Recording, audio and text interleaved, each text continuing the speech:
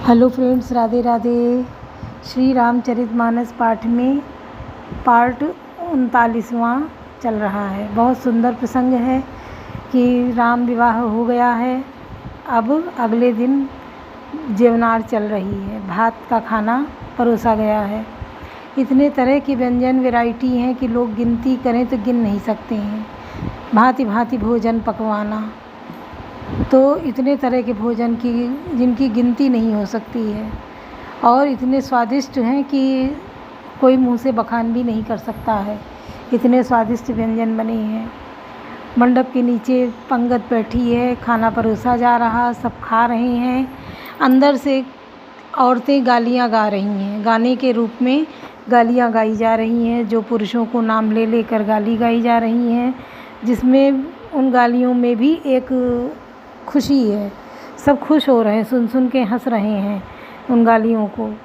तो कितना सुहाना समय है, कोई बता नहीं सकता, बखान नहीं कर सकता है। सारी जेवनार भोजन करके उठी है। सबको जनक जी ने फिर से मुँह हाथ धुलवाया है और उनको पान खिलाया, राजा दशरथ जी को।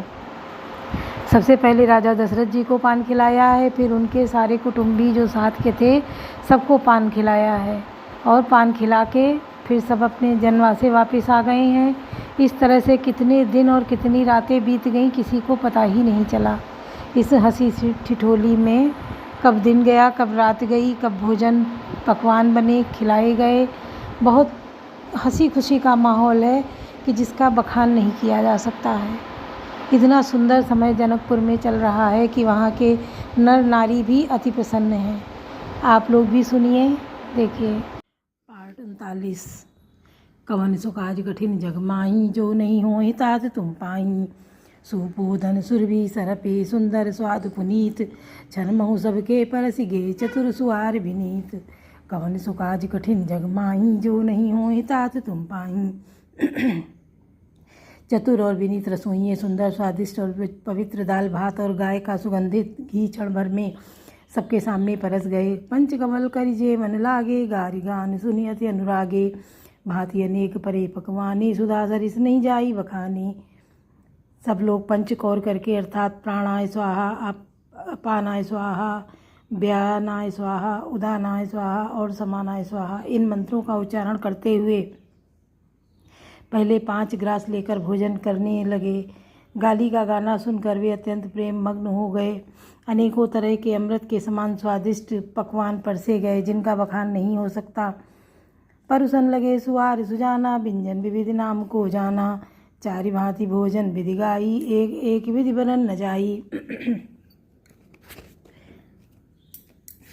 चतुर रसोई नाना प्रकार के व्यंजन परसने लगे, उनका नाम कौन जानता है। 4 प्रकार के चर्व्य, चोष, लेह, पेय अर्थात चबाकर, चूस कर, चाट कर और पीकर खाने योग्य भोजन की विधि कही गई है। उनमें से एक एक विधि से इतने पदार्थ बने थे कि जिनका वर्णन नहीं किया जा सकता। छरस रुचिर व्यंजन बहुजाति, एक एक रस अगणित भांति। जेमत देई मधुर धुनिगारी, लय लय नाम पुरुष अरु नारी। 6 रसों के बहुत तरह के सुंदर स्वादिष्ट व्यंजन हैं। एक एक रस के अनगिनती प्रकार के बने हैं। भोजन करते समय पुरुष और स्त्रियों के नाम ले लेकर स्त्रियां मधुर ध्वनि से गाली गा रही हैं। समय सुहावन गारी बिराजा, हसत राव सुनि सहित समाजा। ए भी सबही भोजन कीना, आदर सहित आचमन दीना।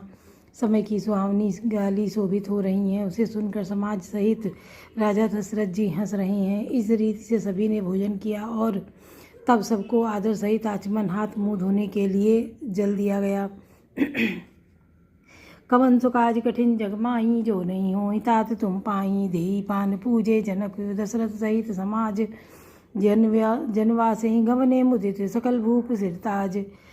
कवन सो काज कठिन जग माही, जो नहीं होहि तात तुम पाई। फिर पान देकर जनक जी ने समाज सहित दशरथ जी का पूजन किया। सब राजाओं के सिरमौर चक्रवर्ती श्री दशरथ जी प्रसन्न होकर जनवासे को चले। नित नूतन मंगल पुरमाही, निमिष सरिस दिन जामिन जाही। बड़े भोर भूपति मन जागे, जाचक गुनगन गावन लागे। जनकपुर में नित्य नए मंगल हो रहे हैं। दिन और रात पल के समान बीत जाते हैं। बड़े सवेरे राजाओं के मुकुटमणि दशरथ जी जागे। याचक उन्हें उनके गुण समूह का गान करने लगे। देखी कुंवर बर बधुन समेता किम कही जाए जात मोदुन मद जेता प्रात क्रिया करी जे गे गुरु पाही महाप्रमोद प्रेम मन माही। चारों कुमारों को सुंदर वधुओं सहित देखकर उनके मन में जितना आनंद है वह किस प्रकार कहा जा सकता है। वे प्रातः क्रिया करके गुरु वशिष्ठ जी के पास गए। उनके मन में महान आनंद और प्रेम भरा है। कर प्रणाम पूजा कर जोरी बोले गिरा अमीय बन बोरी। तुम्हारी कृपा सुनो मुनि राजा भयो आज मैं पूरन काजा। राजा प्रणाम और पूजन करके फिर हाथ जोड़कर मानो अमृत में डुबोई हुई वाणी बोले, हे मुनिराज सुनिए, आपकी कृपा से आज मैं पूर्ण काम हो गया। अब सब विप्र बोलाई गोसाई देव धेनु सब भांति बनाई। सुन गुरु मही करी मही पाल बढ़ाई पुनि पठये मुनि वृंद बुलाई। हे स्वामिन, अब सब ब्राह्मणों को बुलाकर उनको सब तरह गहनों कपड़ों से सजी हुई गायें दीजिए। यह सुनकर गुरु जी ने राजा की बड़ाई करके फिर मुनिगणों को बुलवा भेजा। कौन सो काज कठिन जग माही जो नहीं होई तात तुम पाही। भामदेव वरुदेव ऋषि वाल्मीकि जाबाल आए मुनिवर निकर तब कौशिकादि तपसाल। कौन सो काज कठिन जग माही जो नहीं होई तात तुम पाही। तब वामदेव देवर्षि नारद वाल्मीकि जाबाली और विश्वामित्र आदि तपस्वी श्रेष्ठ मुनियों के समूह आए। दंड प्रणाम नृप सबहि नृप कीने पूजी सप्रेम बरासन दीने। चारे लच्छ वर्धेनु मंगाई काम सुरभि समशील सुहाई। राजा ने सबको दंडवत प्रणाम किया और प्रेम सहित पूजन करके उन्हें उत्तम आसन दिए। 4 लाख उत्तम गायें मंगवाई जो कामधेनु के समान अच्छे स्वभाव वाली और सुहावनी थीं। सब विधि सकल अलंकृत कीनी मुदित मई देवन दीनी। करत विनय बहुविधि नर नाहू ले आज आजीव जगजीवन लाऊ। उन सबको सब प्रकार के गहनों कपड़ों से सजाकर राजा ने प्रसन्न होकर भूदेव ब्राह्मणों को दिया। राजा बहुत ही तरह से विनती कर रहे हैं कि जगत में मैंने आज ही जीने का लाभ पाया।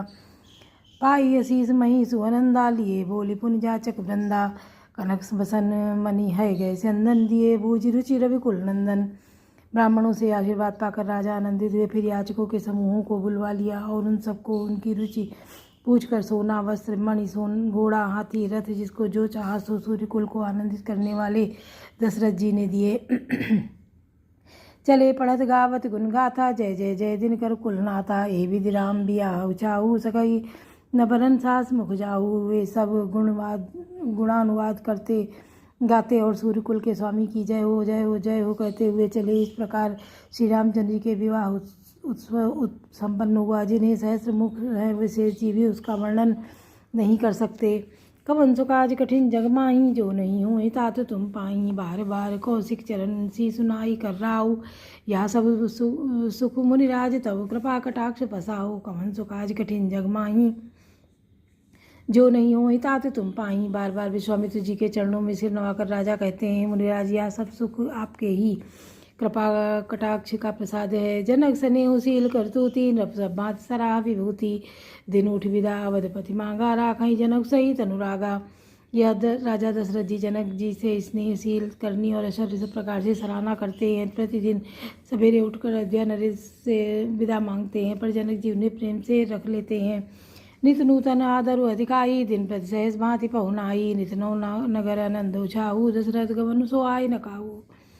आदर नित्य नया बढ़ता जाता है। प्रतिदिन हजारों प्रकार से मेहमानी होती है। नगर में नित्य नया आनंद और उत्साह रहता है।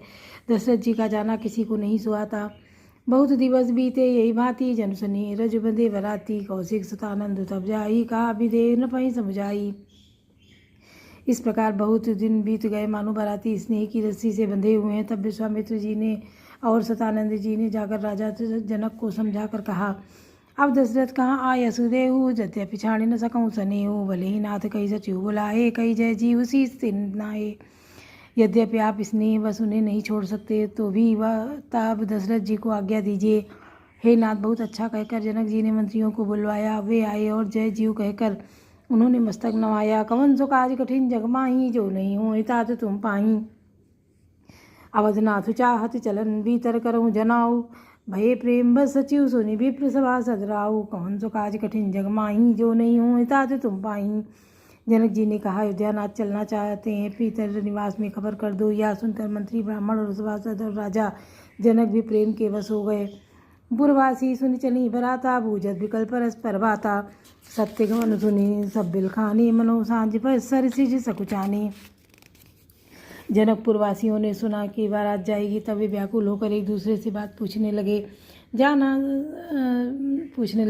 सत्य है। यह सुनकर सब ऐसे उदास हो गए मानो संध्या के समय कमल सकुचा गए हों। जहाँ तहाँ आवत बसे बराती, तहाँ तहाँ सिद्धि चला बहुभांति।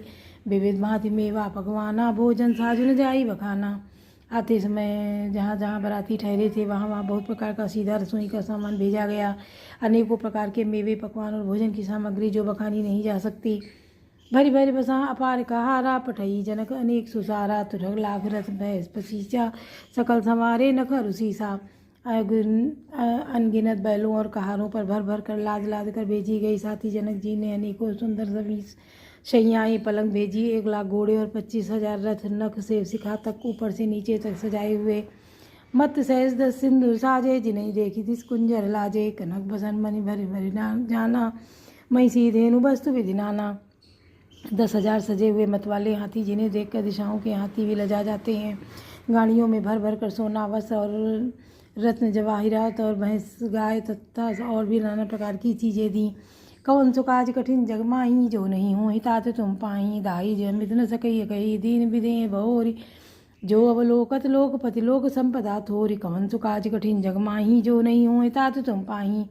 इस प्रकार जनक जी ने फिर से अपरिमित दहेज दिया, जो कहा नहीं जा सकता और जिसे देखकर लोकपालों के लोगों की संपदा भी थोड़ी जान पड़ती है। बोलो सियावर रामचंद्र की जय। पवन सुत हनुमान की जय। लाडले लखन लाल की जय।